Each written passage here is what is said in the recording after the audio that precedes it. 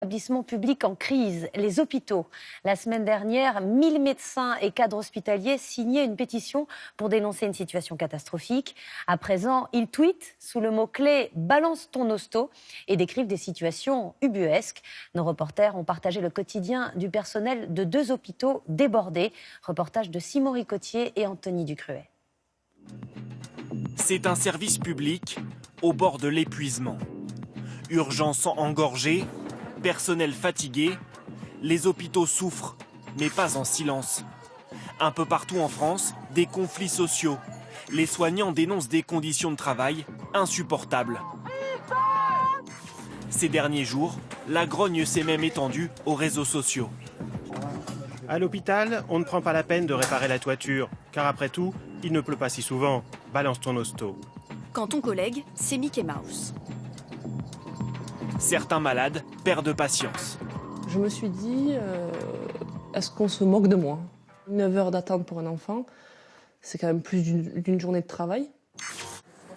À Auch, dans le Gers, Je me suis dit pourquoi les urgences sont en grève. les 10 médecins urgentistes de l'hôpital font grève pour la première fois. Pas assez nombreux, ils vont devoir refuser des patients. Nous ferons un tri avant l'entrée aux urgences pour ne prendre aux urgences que les gens qui relèvent réellement des urgences. Le service ne compte plus que 10 médecins, 23 seraient nécessaires. La situation est critique.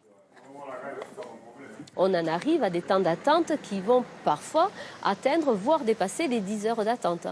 Or, pour des patients âgés, c'est délétère de rester autant de temps sur un brancard. Des lits dans les couloirs et des médecins qui n'arrivent plus à suivre. Certains travaillent jusqu'à 90 heures par semaine. Le planning, ce qui est en grisé, c'est des postes qui ne sont pas pourvus. Donc nous serons la plupart du temps qu'un seul médecin pour accueillir les gens aux urgences.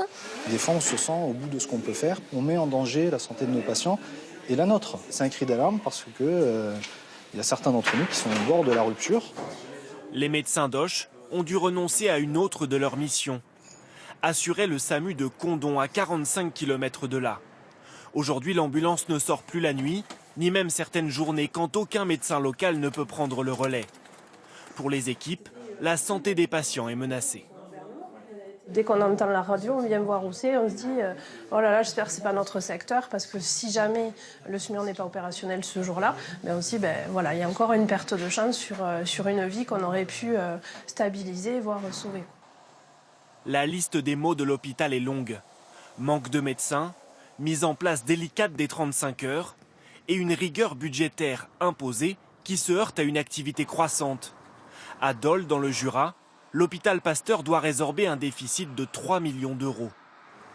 Pour faire des économies, plusieurs services ont fusionné. C'est le cas depuis quelques mois pour la neurologie et la cardiologie.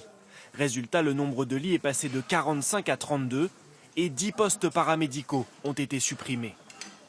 J'ai un électrocardiogramme à vous faire.